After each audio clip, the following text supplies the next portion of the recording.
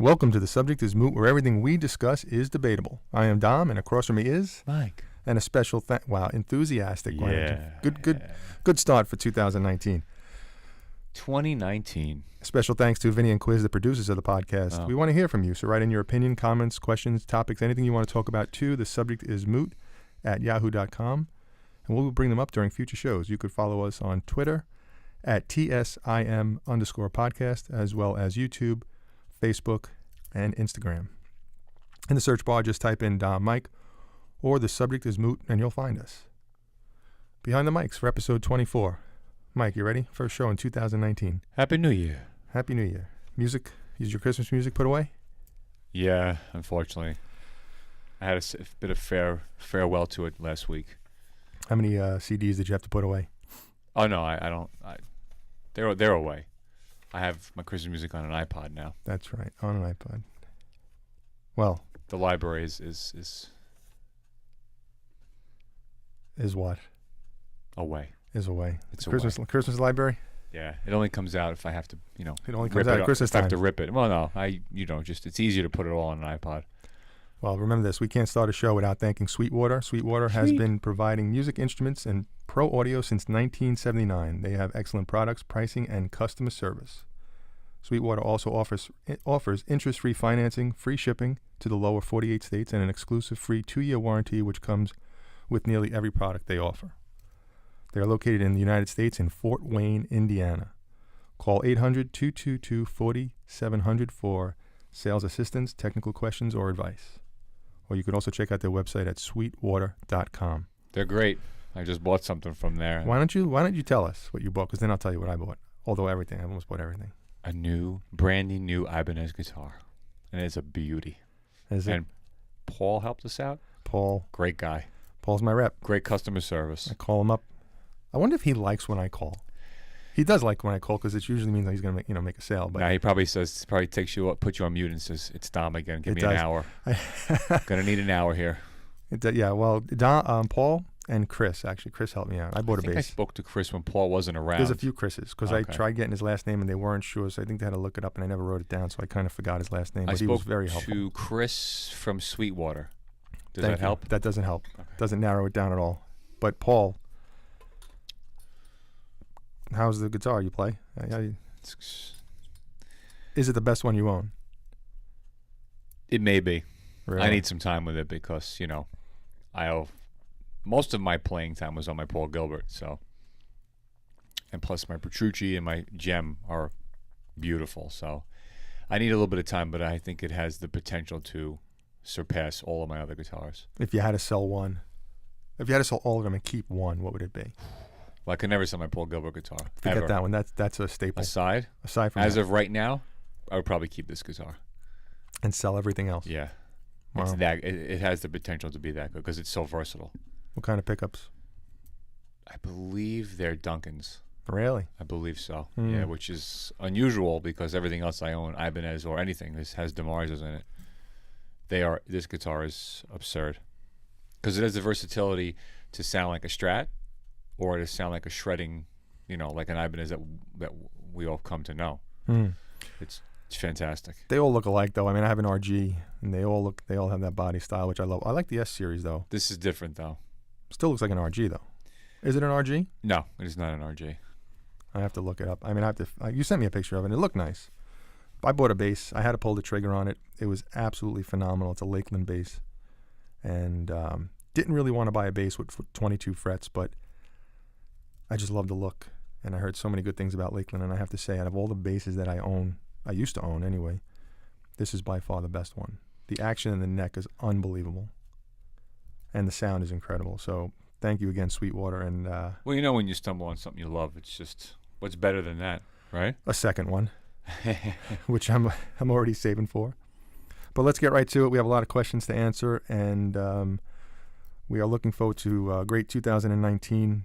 A lot of people hung in there and sent us a lot of questions, and were bearing with us, I guess, and waiting for us to Appreciate those questions and being patient. Yeah, absolutely. Waiting for us to get back on the air. And so let's just start off. Dan from New York. He really wrote in a lengthy question, and I'm going to read it. I love lengthy questions. I want you to pay attention. Greatest frontman, question mark. Greatest frontman? Question mark. That's it. That was his email. I like that. Greatest frontman? Question mark. Question mark. Greatest frontman of all time. I only know rock Yeah. frontmen. Well, we're gonna stick with rock, I guess. Let's stick with to be fair. I would. Yeah. Why not? Right. I mean, I guess it's perfect timing. I guess this is why he sent this question. My personal pick is Roth. Really? Yeah. Well, Over Freddie? over Freddie Mercury. Yeah. I mean, Roth was all over the place. Mercury marched around stage. Roth did it all. I mean, I'm not saying who was better as far as singer. Obviously, Mercury blew Roth's voice away. Can't We're compare talking them. about frontman here. I mean, Roth did flips and jumps and Over Axel too. way over anyone. Roth was the epitome of what a frontman does. He's on stage and he's putting on a show for everybody. And, you know, Robert Plant sang. He was a great frontman. You know, he had the look, sex appeal for the girls, shirt open, you know. But Roth went up there and did it all. He used to bring swords on stage. It was like a circus. Plus, you had Eddie. He had Eddie behind him. Did you ever see him live? Yeah. Yeah. But I saw him later on. Unfortunately, I didn't get to see him in their heyday. Oh, in the 80s? Yeah, I was a kid, so Yeah, well, I was just a baby. I saw Gary Sharon, unfortunately, but... Whoa. We're not, Whoa. what? Unfortunately, he was great with them. Okay, but if you had a choice of Oh, Roth, yeah, wow. Hagar... But you say or, unfortunately, Sharon put on a phenomenal show, considering how bad I'm Van not Halen 3 was. Okay, did you hear what I said? Unfortunately. If you had the choice That's of all I seeing... heard. If you had the choice of seeing Van Halen with any one of those things, are you going to pick Sharon? Right now? Yeah, To see them right now? Yeah. At this stage? at this stage. I'd probably pick Hagar, Of course. because Roth's voice was shot. I pick That's Hagar. factual. I pick Hagar even back then. If I could see Roth and... All right, if you want to talk about his theatrics on stage, then No, I'm saying as far as a time period, I think I would still pick Hagar. I would probably pick the Van Halen 2 tour if I could go back in time. So I could hear Van Halen 1 songs and Van Halen 2 songs. That's a good question. It's a great question. We love questions. That's what we're all about. All right, I think this question is going to be for you, so I'll let you take it. But Dave from Pittsburgh writes in, Mike, I play guitar, and it sounds like, well, although it is actually, I'll let you take it because it is actually addressed right to you.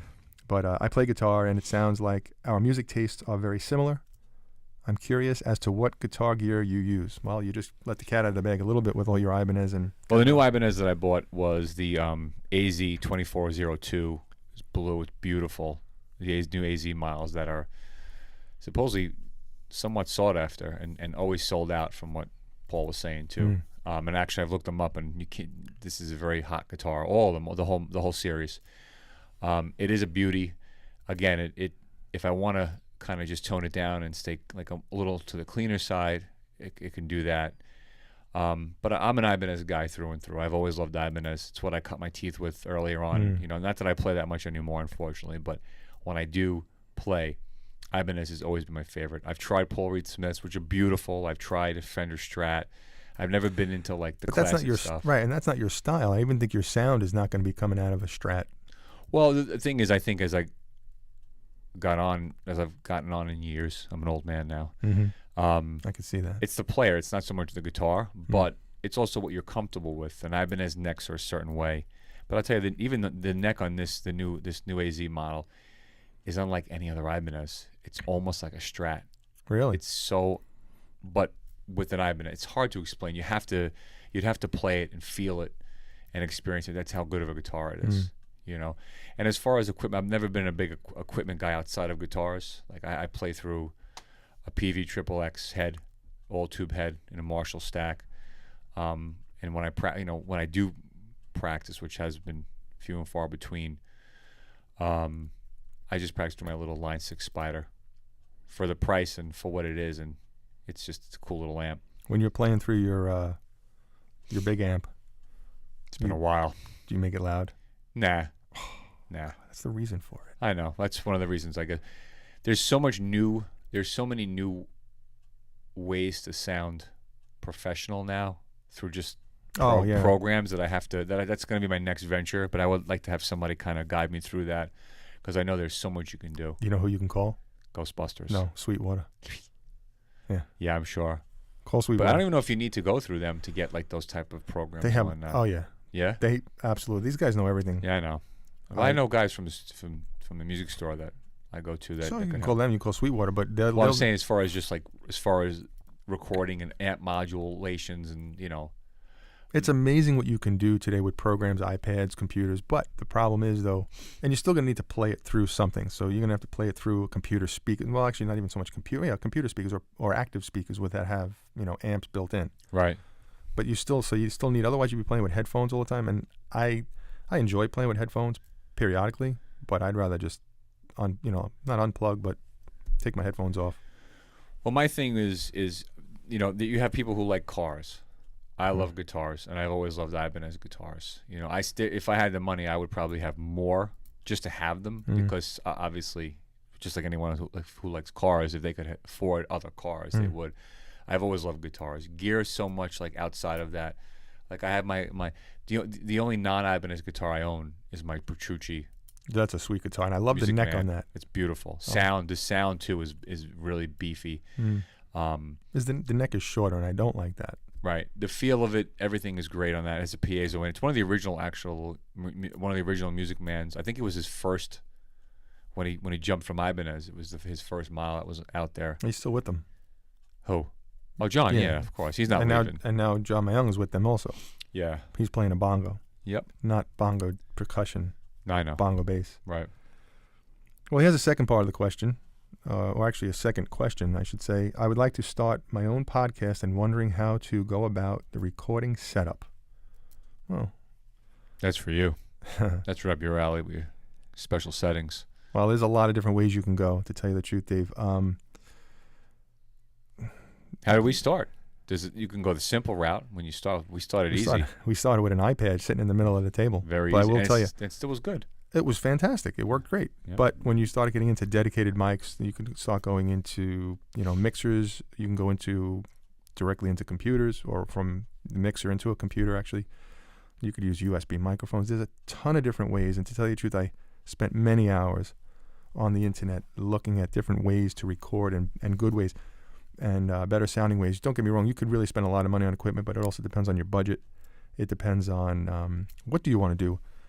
We have equipment that we can go on the road, and we don't need any power at all. We could sit in the middle of a street and record. So that's nice to have that functionality, because we do take the show on the road every once in a while.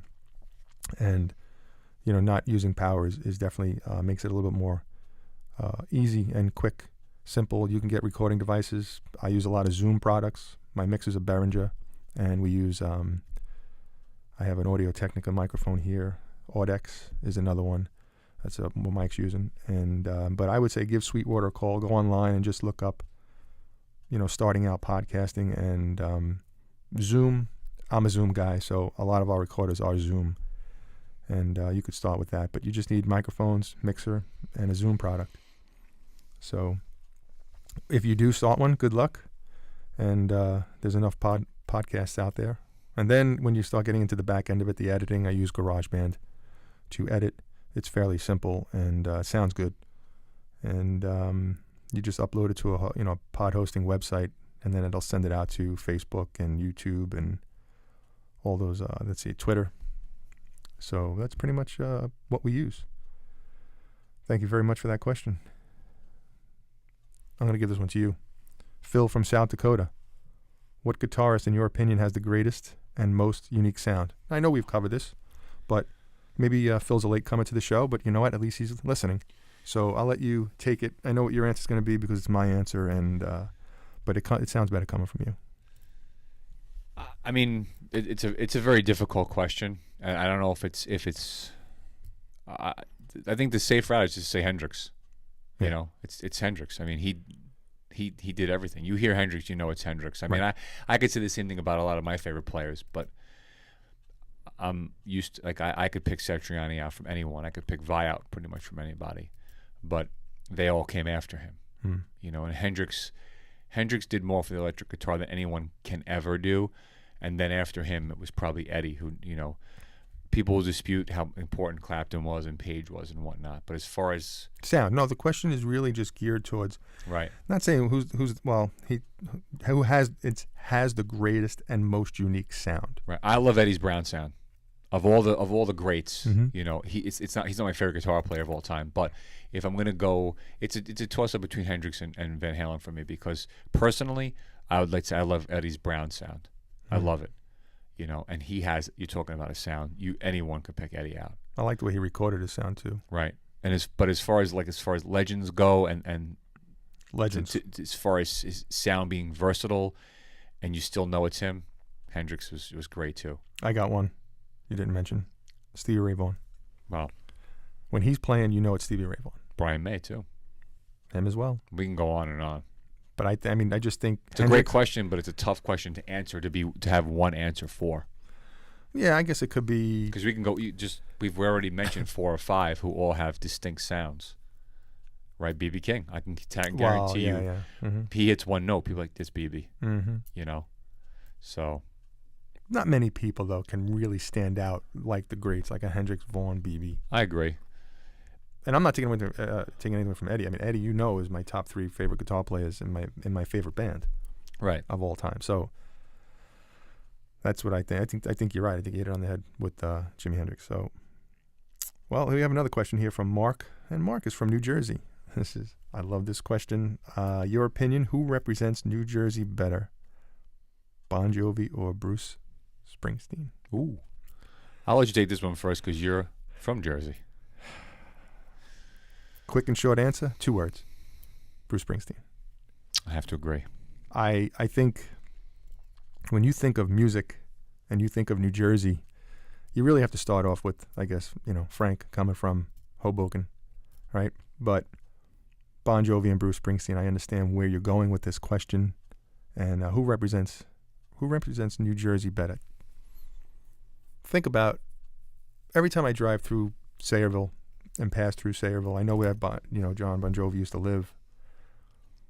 I drive past his high school. When I drive past the high school, I don't think of him.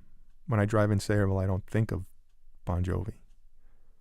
When I drive down through Freehold and Asbury Park, the first thing and the only thing of it is Bruce Springsteen. What Bruce has done for that area, for New Jersey itself, is so much greater and bigger than what John Bon Jovi did, in my opinion. It just smells, when you drive through Asbury Park, it just smells like Bruce. It smells like music. It's a music scene that I can't think of anything bigger. Maybe because that's what I'm, except for, I guess, New Orleans. But, in this area itself, I think he represents New Jersey the most and the best. Well, you blew it. We're never going to get a chance to have John on the show now. He's never going to come on our show.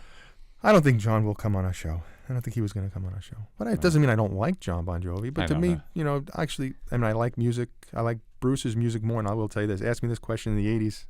I wasn't even thinking about Bruce in the 80s. Actually, I had Born in the USA on cassette. Got for Christmas one year. I didn't get it on cassette. I have it on CD. I did listen to that a lot in the 80s, but Bon Jovi was huge in the 80s, although I'm not saying Bruce wasn't. But John Bon Jovi was, at that time when I was into the hair bands and things like that, John Bon Jovi I liked. Looking back now, I will say for me, John Bon Jovi is 5 songs. To me, I think that's all it is. Well, you're leaning more Bruce now at this age of your life and the style of music listening to. You're finding more value in Bruce's catalog than you are. And why is that? Because you're old. Because I'm old. That's number one. From Jersey. From Jersey. But the E Street Band, Bruce, not only am I now more of a student of his music in the last few months, listening to more of his music, picking it apart, really getting into, and I'm not a lyrics guy, you know that, but getting into lyrics and just really pulling the songs apart and listening to them is just a lot. E Street Band, I mean, it's 4 guitar players. Yep. Keys and saxophone. I mean, if you heard them live now, they really don't sound much different than they did 40 years ago. That's how good they are. Right. So except for Clarence Clemens missing, rest in peace. The big man. Yep. He is a presence on stage, and you know what? A very underrated bass player in Gary Talent. There's a reason. Who? Exactly, but there's a reason why his last name is Talent. What does he play? He plays bass. He's right here. What is that? Look at that face. That's Gary Talent right there. That's a serious man right there. He plays a Spectre serious bass player. One of my favorite basses. Although he plays other basses, but I know he's many times I've seen him playing Spectre basses, which is one of my favorite basses. Do you hear that, Spectre? Send him some basses. Send me some basses. Because we'll hang them right here on the wall. Because they're so expensive. We'll cover the Kiss stuff. How much Kiss stuff is on the wall? Oh, we got too one. much. Got one. That's enough. The clock. That's too much. There. That's not a big deal. That's enough. Look at you. Look at you with Mike Portnoy. Nobody can see that. How young are you there? How young? Look at Mike. Can you blur my face out, please? Where's your profile? Oh, the bottom one. I don't have my glasses on, so that's why I don't really... I put Bruce on your side, though. So what's your opinion? We'd like to know. Bruce. Yeah, it's definitely Bruce. No doubt about it. I mean, he is the epitome of Jersey. Mm-hmm. You know, blue collar looking, obviously. He's a multimillionaire, but just his whole persona, his songs, especially the earlier stuff. It just... You could feel Jersey coming out of from his lyrics, his music, him. Jersey's written all over him. It is without a doubt. I would pick Bruce over in that question. Nothing against Bon Jovi. I mean, his music was great and they were important. And I think they actually are one of the bands that made it out of that era and remained extremely successful throughout the 90s and 2000s because he is a legend. John is huge within his own right. But as far as that question goes, I have to pick Bruce. I think across the board, and I'm not going to sit here and say who's better because that's just my opinion. Okay, so I know diehard Bon Jovi fans that will just argue until tomorrow, but for no other reason other than the fact they like him. Right.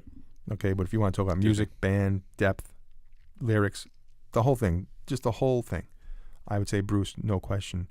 Plus catalog. I mean, Bruce is, if you look at their studio albums side by side, Bruce, I think, surpasses Bon Jovi. I mean, I didn't do the research on that, but I have a pretty good feeling that Bruce may have doubled the studio records out there in Bon Jovi. I mean, obviously, he was around 10 years or more beforehand. Yeah, but he just put out more albums. He did, yeah. Yeah, he just put out, but whether he's out 10 years is not Plus a lot. his live bootlegs that his fans go berserk over.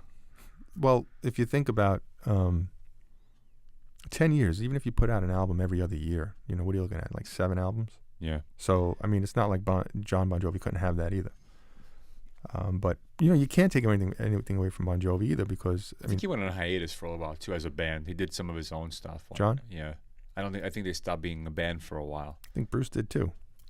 He went on his own. But but the thing is, he's the front man. Well, so is Bon Jovi, John, But I tell you, not to get off topic, but some of Sambora's solo stuff was great too. Stranger in This Town is a great record, but I don't want to get off topic. That's my favorite part of the Bon Jovi band is Richie Sambora. Yep. Well, his backing vocals were always great. Well, Mark, great question. Very, very good question. Gar from New York. Oh boy, we haven't heard from him since last year. Gar. What's the difference between a fair weather fan who just kind of goes with the flow? I don't know if I read that right. What's the difference between fair weather fans who just kind of go with the flow and hardcore fans who know all the little details about a specific band / genre? Pretty simple answer too, isn't it? One's a fan and one's not. Bingo. Right? So I guess a fair weather fan... Casual. Is he really a casual listener? Right. I have a friend who listens to the radio just because he puts it on. Right. Not because he wants to hear music. So is he a particular fan of anything that anyone he listens to or likes on the radio? Does he come away and saying, I want to go and buy an album by No, he told me the other day that he actually likes, he wasn't really a fan of Bruce Springsteen, but he does like the song Rosalita. Right. So, but he says I can take or leave music. But I did go see Billy Joel with him. Well, that's year. It's not really a music fan then. If he could take or leave music, he's not a fan. No, he says I don't really. I put the radio on when I put it on. Right. I mean, I literally can't wait to go put my headphones on to listen to a new album. I'm a self-admitted fanatic of music, No. and a lot of artists and bands, a handful. But it doesn't really make much of a difference, except for the fact that, if so and so comes around, the difference is I'll see them of a band that I love, that I'm a fan of. A casual person, if they can get there, they'll get there. Mm-hmm. So it's, same thing with when an album drops. Well, they go out and rush out and buy it. more than likely, if it's a band I love, and I'm just using this myself to compare here, but I'll pre-order you have to. it. You Right. have to because you are a fanatic. Right. I'll pre-order something. You're not a fan. You are a fanatic. Obviously, abbreviation of fan, really, or fanatic is fan. Right. But you're more of a fanatic than you are a fan. Yeah. It doesn't make sense, but I think. No, yeah, of I think course. when I hear Mike, I hear. Or first of all, your name in my family is called Music Mike. I guess. So, but you are a fanatic. You are diehard. I love music. I can't say I love music less than you. I go about my music collection different than you. Right. Because the only time music is not on for me is when I'm sleeping. So Same for me. And I'm listening to music right now. I don't hear you in my headphones. Well, I think Gar. But I know where he's going with that, though. I know him well enough to know where he's going with that. I guess, there are fans out there, like Mike said before. If you like cars, you like cars, and you know everything about cars, and you know every year and every like you could even tell looking at a car just by their back brake lights that it's this specific year. I couldn't tell you anything like that. I like pens. I like bases, So I guess I'm a fanatic when it comes to that. So anything else. But I do get the question. I understand. And it was a good one, and I appreciate that. But I think it's time, Mike, for you to get into a little bit of an artist of the podcast. Certainly. My artist of the podcast this show, is a band out of Quebec, Canada, called Universe Effects. And no, it's not instrumental. No? Believe it or not. You mean you're going to start off 2019 with a non-instrumental Yeah, it was hard. It was hard, yeah, but I decided to go with Universe Effects. Their new album, which just dropped in October of 2018, was called Desolation. And they have one prior to that called In the Haze That Surrounds Us. I forget what year it's from, maybe 2 or 3 years prior. If you like cinematic style prog with flourishes of Dream Theater mixed in, great guitar playing, really good vocals, and just great songs, it's for you. I'll have to check it out. Yeah, it's really good. Really, really good stuff. An underrated band. I think with this album, they're going to get a little more recognition. They should. Because their first album was great, too. But there's not too many prog bands anymore that blow me away. I do love my prog served up hot and heavy, with a lot of solo sections and longer songs. But it has to interest me enough. It's got to interest me enough to pull me away from listening to Dream Theater all day and all night. Do they play? I'm not even going to ask you how the new album was. What new album? Dream Theater's new album? February 22nd, dude. It's the most anticipated album from me of this year. I thought it already came out. I saw so many things on Instagram. I thought it was already out. No, February 22nd. The new song is out. Oh, okay. That's what it was. Yeah, the new single's out. I have to say I've been a little sidetracked listening to a lot of Bruce lately, so I'm I'm a little behind. Yep. So I'll let you take over for that. But is this band that you're talking about? Universe Effects? Yes, you like saying that. Well, it's great. It's a great band. Do they play locally? Probably not. Yeah. Unfortunately, a lot of the artists and bands that I listen to lately, newer stuff, are not from around here, either not from America or not regional, like the tri-state area. So the chances of us ever seeing any of these artists or bands live is few and far between. But I thought that of Pliny. I never thought I'd get to see Pliny live. Where'd you see him? Somewhere in the city, a little club in the city, Santos Party House or something like that. I forget. I've seen him twice. First time I saw him, I still couldn't believe I saw him live because he's from Australia. Mm-hmm. Same thing with Sithue. He's from Scotland. Never thought I'd see him live. These people want to play in the States. That's their dream. Well, when I first stumbled on the Bandcamp many years ago, I just figured Bandcamp was What's Bandcamp? I don't know. That it was just for like bedroom musicians, which is fine. I have no problem with that because a lot of these musicians are great. And unfortunately, they're not getting heard like they should. And that's what we're here for. That's what I'm here for, to make sure that these people are known about. But, even a band like Universe Effects, they're professional. They've toured throughout Canada. You know what I'm saying? They're trying to get their name out there. A lot of the prog sites are talking about them finally. You just got to do the homework, And you don't have to be like me. No. Just do a little casual homework. Go to a site or two and find out about some of these bands. I don't have the time you have. I wish I did. What? I didn't say anything. Oh, you just looked at me. Well, this is my love. It's not even so much time. It's what I love to do. That's what you do in your spare time. Right. I'd rather do, I should be starting to dedicate maybe half the time to playing guitar again, especially after this new guitar.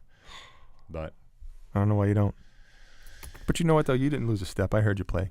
Yeah, I don't know. You didn't lose a step. Time to wrap up. We want to hear from you, so write in your opinion, comments, or topics you want us to talk about to thesubjectismoot@yahoo.com, and we will bring them up during future shows. You can follow us on Twitter at TSIM_podcast, as well as on Facebook, Instagram, and YouTube. In the search bar, just type in The Subject Is Moot or Dom Mike, and you'll find us. For now, I am Dom, and across from me is... Mike, and we are out.